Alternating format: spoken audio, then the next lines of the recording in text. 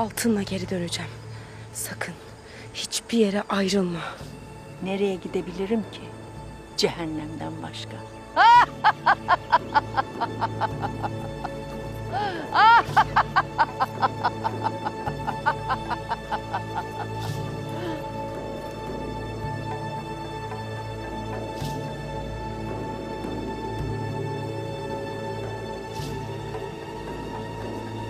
Sen ha? Ne söyledin ona? Söylemedim. Ne dedin diyorum? Söylemedim. Bu ne? Bu ne peki? Ha? Bir şey söylemedim.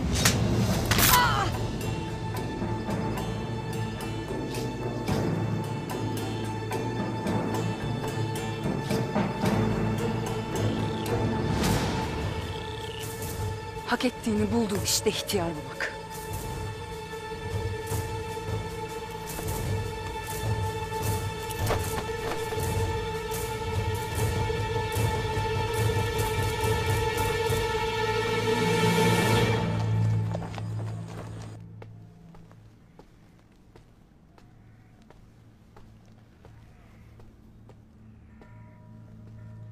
Alp'i neden benden gizli gönderdin ana?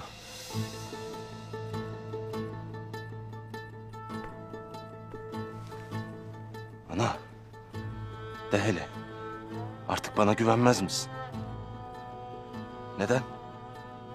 Ertuğrul gibi karşında durmadım diye mi? Onun gibi yük dolu omzuna yük koymadım diye mi? Senin derdini sırtladım diye mi? De hele. Yeter. Yeter artık. Ne kadar az insan bilirse o kadar iyi olur diye düşündüm. Bunda gücenince kırılacak bir şey yok. Nasıl yok ana?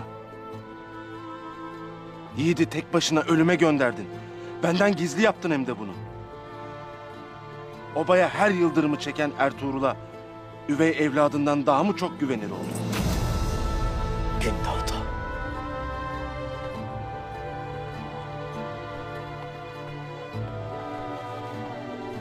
Ah Gündoğdu. Ah oğul.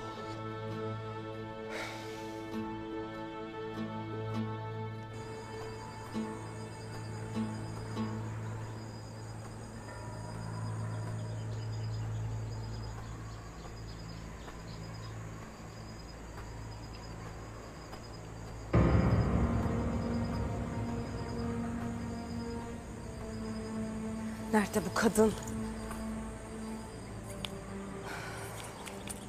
Yuvayı dişi kuş yapar öyle mi Aytolun Hatun? Seni yıktığını öğrendik gayrı. Allah sonumuzu hayır eylesin.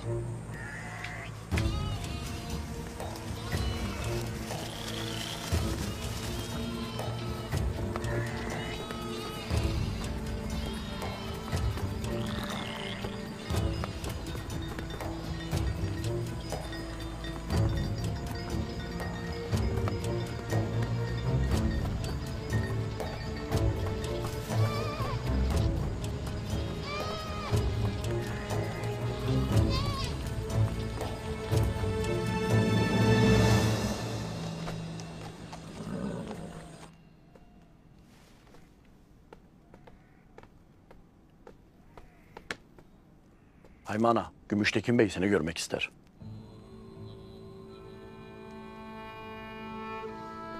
Gelsin bakalım.